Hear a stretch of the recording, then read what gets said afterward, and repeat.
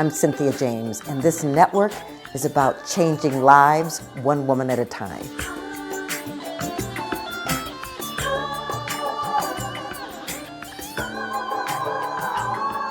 Hello and welcome to Women Awakening.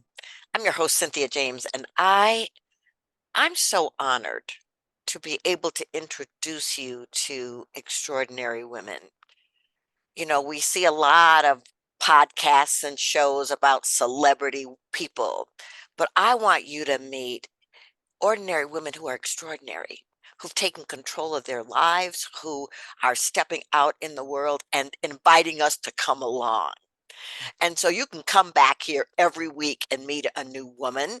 You know, we're on all the platforms, Spotify, iTunes, iHeart, Spreaker, video on YouTube. Just subscribe and come back week after week. And please share the videos. I mean, these women ignite my heart. I feel so excited about what they do, and I learn something new every week. And so I'm going to introduce you to an extraordinary woman that I'm just meeting, and she's totally brilliant. So let me introduce you to her. Her name is Chantel Prat. She's a professor at the University of Washington, and she's got appointments in the Department of Psychology, Neuroscience and Linguistics, and the Institute for Learning and Brain Sciences, the Center for Neurotechnology, and the Institute for Neuroengineering. Whoa. Okay. So she's a cognitive neuroscientist by training, and her interdisciplinary research investigates biological basis of individual differences in cognition, with an emphasis on understanding the shared neural mechanisms underpinning language and higher level executive functions. I mean, her work has been supported by National Institute of Health, Office of Naval Research, Keck Foundation, and she speaks internationally. She's also been featured in a documentary, I Am Human, and her studies have been profiled in media ranging from Scientific American, Psychology Today, Science Daily, Rolling Stone, and a whole lot more. So, Chantel, welcome. I'm so happy you're here. Oh, Cynthia, I am so happy to be here. And I'm so thankful that you have this podcast and that you bring women together to be inspired by one another. Talk about important work. Well, I want to start with how you grew up. You know, were you always like interested? No, she's shaking her head. Okay. All right. So, how did you grow up? Where did you grow up? I'm so glad you asked that question because I think my husband and I are both first generation college kids. And we are both professors here at the University of Washington, and we're both a little weird. I mean, there are a lot of professors that grew up in a lab with other professors. You know, my father was a mason. He was a bricklayer, and my mom worked, as an administrative assistant, worked her way up in a food processing company. And so, I mean, I think if I were to say, how did I grow up? I grew up really curious, and I'm so grateful that people tolerated my questions and didn't say like, stop talking to me. Why does the knife sharpener work like that? Will it, if you pull the knife out one day, will it be gone? Like, how does, just wanting to understand the relationships between things and how things worked and why people were the way they were. And I think a little bit because I was so like alien, so different, I became really interested in what makes each of us tick. Yes. That was my, I guess if I were to have a calling, I've always had a lot of different kinds of friends, different kinds of backgrounds, different ways of thinking, feeling, and behaving. And it really wasn't until I was about 3/4 of the way into med school, which I kind of thought was a thing that smart kids or academic achievement kids did, that I realized that there is an organ in our body that's job is to make us us. That if you change this organ, you change the human. And just like the lungs have a job to pump air through the body that energizes us, and the heart pumps that oxygenated blood to all of our cells, the brain takes that oxygenated blood and it gives rise to the thoughts, feelings, and emotions and behaviors that we identify with. And I was like, whoa, how does that work? That was game over for me. Well, that's incredible. And I just want to acknowledge you and your husband for being first gen college students, you know.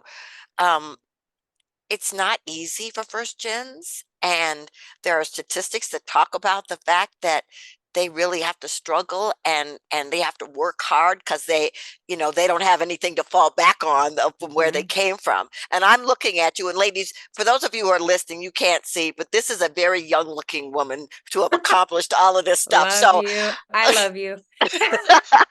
so I I'm want young feeling too. I might not be young though. honey, I get it. I get it. But I want to talk about, you know, your area of expertise Mhm. puzzles people who Mhm. aren't science minded. Mhm. Mhm. So Mhm. can you talk to me a little bit, what is neuroscience? What is neuroscience and what does it do? And why Yeah. do we need to know? Oh, yes. Oh, yes. And I think if it's okay with you, I'd like to take it one step further and talk about what I do and how that was hard to do in the lens of neuroscience. Because remember, my goal was like, how does this organ make us think differently and perceive and understand the world differently? And by and large, neuroscience, especially cognitive neurosciences, which is really focused on thinking, how it is that we understand and operate in the world, has taken a one size fits all approach to understanding the relationship between the brain and the mind. How does this physical organ um, take energy from the world outside, takes in, it translates light energy and sound energy and touch energy into these neural electrical chemical impulses, which then create this phenomenon of a mental experience, right? I mean, that is magic in and of itself. And let me tell you that we still don't know so much. We don't understand what is required of consciousness. Like, when does that become something you're aware of versus something that's driving you without your awareness? Like, what part of the brain or how much of that process is necessary for you to be aware of it? I mean, there's just so much in that magical space that we don't understand. But what I wanted to know is not how do brains on average process this energy in the world and make sense of it, but do different brains work? I mean, we all know this. If you have a sibling, if you work with other people, we all know we don't all work the same, right? We don't all work the same. We have somewhat different operating systems.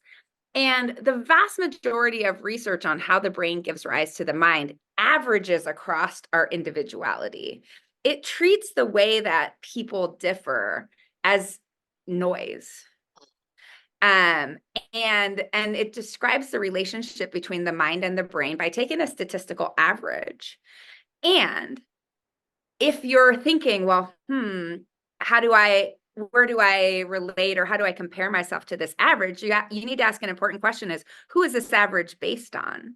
Who are the people in these studies that somebody is telling me this is normal or this is average? And they are largely white, Western, highly educated people in a classroom. It's such a niche and non-representative sample of humanity Yes. to start with. And then we're saying that the ways that we differ are noise. And, and we make these theories based on how the group performs. And I've just said, if we want to understand how the brain gives rise to the mind, our theories need to not only account for how groups perform or how, like, I take 20 people and I have them read a sentence or look at a face and look at how different parts of the brain light up, and I average across the different people and I focus my theory on different tasks. I'm like, our theories need to account for the ways people differ. Why, if you and I were to go into one of these MRIs and look at a face, why might different parts of our brain light up when we do the same thing? That seems really Yes. important. Yes. Yeah. Well, that is so interesting to me. And I want to ask you um, um, about neuropaths because I did a TED Mm-hmm. talk and I talked about the work I had to do to change a certain neural Mm-hmm. path in my Mm-hmm. life that had come from a traumatic background Mm-hmm. and was recreating itself over and over. Mm-hmm. So Mm-hmm. I want to talk about that because ladies, any of you who are out there who have felt like you're stuck, it's not working, you can't, you keep repeating the same pattern. Mm-hmm. There's ways to shift it. And I want to Mm. talk about that. Oh, yes. Oh, and you know what is giving me the tingles because this is what I'm thinking about for my next book is really like learning, knowing, and growing as a lifetime process. And I don't know who needs to hear this, but we are all works in progress. We are all works in progress, whether you're completely self-actualized or feeling stuck. Right now, if you're able to hear my words and you speak the language and it activates a pattern in your brain is changing. We are constantly changing. And a lot of things that we feel are limitations, like forgetting or inattention or mind wandering, these are actually things that happen for you. Forgetting is a form of learning. Like if our brain is healthy, we should be changing and adapting to every new experience that we feed it. And those paths are actual connections, physical connections in your brain that reflect your experiences.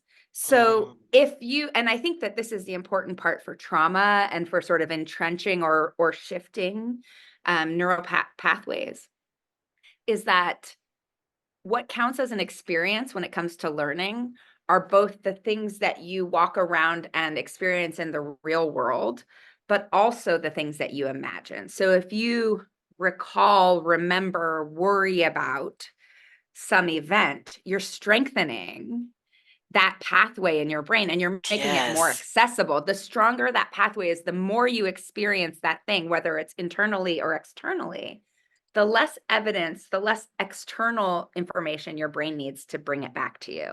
And every time you bring it back, it's a kind of re-experiencing. That is so important. Ladies, I hope you're really listening because here's the thing I know. No matter where you are, no matter what you've been through, you can shift. I Mm-hmm. love that we're evolutionary and Mm-hmm. that we're changing all the time. So I guess I just want to ask you, where does from the scientific point of view, where does the Mm-hmm. witness or the observer come in? Oh my goodness. Whew. That is a really hard question. And I would say, first of all, from the science, neuroscience, I would say we don't 100% know, but there are clearly different levels of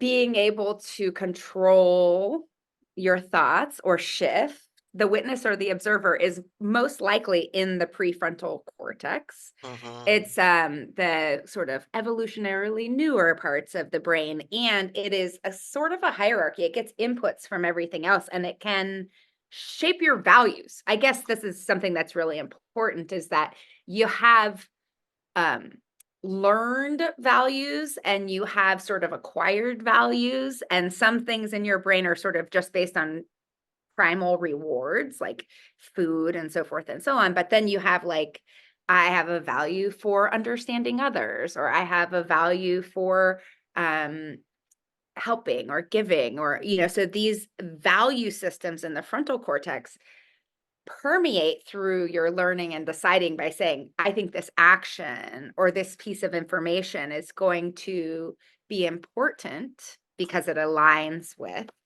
my values. So I would say that observing and sort of them, what we would call metacognition, or thinking about reflecting on your own thoughts or reflecting on your own behaviors, are Mhm. probably some combination of these areas of the frontal lobe that can notice, have the kind of a sense of the state of the world of your mind, and also Yeah. hold your values. I think that is so important because what I realized for myself was until I was able to kind of step back and Mm-hmm. look at my own behaviors and the choices that I were making, and some of them destructive, Mm-hmm. that I was like, okay, I can choose to stay here or I Mm-hmm. can start to make different choices. So I just want to talk a little bit about the choices that we Mm-hmm. make, Mm-hmm. and how when it's hard because it's not easy to just jump from A to Mm-mm. F, Mm-mm. you Mm-mm. know, what about the choices and the importance of clarity where that's concerned? Oh, that's so good. So I want to also, you said something that I think is really important when it comes to this choosing something different, and that's stepping back. Because you said you take a step back and you can see what you're doing from the outside, right? This is the observer. And so much of our behavior is automatic. So much of our behavior is driven by these kind of more primal reward systems or what has worked for me in the past. A huge amount of stuckness is that our programs or our automatic ways of behaving are things that have served us in the past, and we're in a different place, and those things are not serving us very well anymore, but they're available as kind of habitual ways of behaving, right? So that's easy. It's energetically less demanding, and it's the first option that would pop into your mind. But we can always behave in a new way. We've all had these transformative ideas, and we say, like, okay, now I know better. Now I'm going to try and do better, Yeah. right? That's Maya Angelou. And but it's hard. And here's why. Well, at least not here's why. Here's why is a million reasons why. But one reason why is that when you're using this different operating system or this different goal or this different value, and it's not automatic, it needs to be held in mind in the frontal lobe. You need to be thinking about it to do something differently. You need to have that pause, not do the first easy thing, retrieve your values and your goals, activate them, and do something different. That comes from a part of the brain that is energetically really expensive. You know, the frontal lobe might use 30 to 50% of your brain's energy. And you can only, if you ever walked into the kitchen and you said, "What am I doing here? I forgot." That's because you had a goal and it's very fragile. Those things are, you can only think about 1 to 3 things at a time in that conscious, expensive space. And if you're tired, if you're not sleeping well, if you're hungry, if you're stressed, especially, those automatic ways of behaving, those energetically easy ways of behaving are going to dominate. Wow. So to do that different thing, you have to have the energy, you have to remember, you have to not be distracted. It's hard. Yeah. Okay. So, what work have you had to do on yourself personally? Oh my gosh. I told you, work in progress, work in progress. So many things. I think one would be imposter syndrome. I think that's we all have that. And I think it's great to be humble. And it took a lot of evidence. I mean, I still work on that. I think, why am I here? Why am I in this room? What is it about what I have done, my worth as an individual that's totally separate from what I've done, that allows me to be here and to belong in this moment, in this room with you or with anybody that I'm in conversation with. And I can, and I think that's a really great example of the difference between how I feel, the automatic sort of response to that, and my reasoning brain. I can say, like, how many times will this happen in your life before you say, "I'm looking around me, I'm in all these amazing rooms, and over, I think it's like an accident that I'm here." But, like, what is the number of times in which this makes no sense whatsoever? And that you have to appreciate that you have earned in some way these opportunities to be here, or that you have something to say, I think. Yeah. Well, I can relate to imposter syndrome. I can think of many times in my life I was like, okay, they're gonna find out pretty soon that I'm not what I say I am. And it's, so but it's so interesting. I love that we're talking about this because sometimes, especially people who are on spiritual paths, we Hmm. just want to leap into this place of understanding that we're taken care of, that we're whole and stuff. Hmm. And we bypass the part that's like, yeah, but the mind is doing this and it's Hmm. operating from this place and it was influenced by this environment. So Hmm. I'm excited that we're talking about, okay, I want to know, how do Hmm. people find you and your work and Oh, your books? yes. Oh my gosh. Well, please come to Chantel Prat, Chantel Prat.com. That's my website. You can find information about my book, but you can also play a bunch of brain games to figure out how you learn and what your attention is drawn by and how your brain works, which I think is a really fun thing to do. If you don't want to read the book, you can play a game for 5 minutes and get some feedback about how you work. You can also contact me there on the website. So please come to the website to learn more. Well, you're brilliant, and I feel like we could have had an all-day conversation on the aspects of all of this. But I ask the same last question of every guest. This show is called Women Awakening. And Mhm. from your perspective, what is the most important thing about women awakening on the planet at this moment? Wow, I guess ironically, it would be the exact thing I struggle with is I think that my passion and my goal is for everyone to appreciate that the way they are is perfect. Even though there's opportunity for growth and becoming, I think that there's growth to be done in actually shifting our beliefs about the way we are exactly as we are. And I think if women knew their power and their beauty and their perfection, the world would change for the better because we are magnificent. 100%. 100%. Well, I'm so honored to know you. I feel like you were a gift, I and feel the same. I feel the so same. grateful. And thank you, and many blessings on your next adventures and unfoldings. Cynthia, thank you so much for having me and for asking me these hard and important questions. It's great. Okay, ladies, if you missed any of this, go back and listen because she's really talking to you about starting to understand who you are and why you work the way that you work. I end my show every time by saying the same thing in a different way. You are extraordinary and you are unique. There's nobody else like you on the planet. So, operating optimally is what you've come here to do so that you can deliver the gifts that live in you that no one else can do. So, I'm grateful to walk this path with you to introduce you to these incredible women. And I look forward to introducing you to more and knowing that you're going to have an amazing time this year.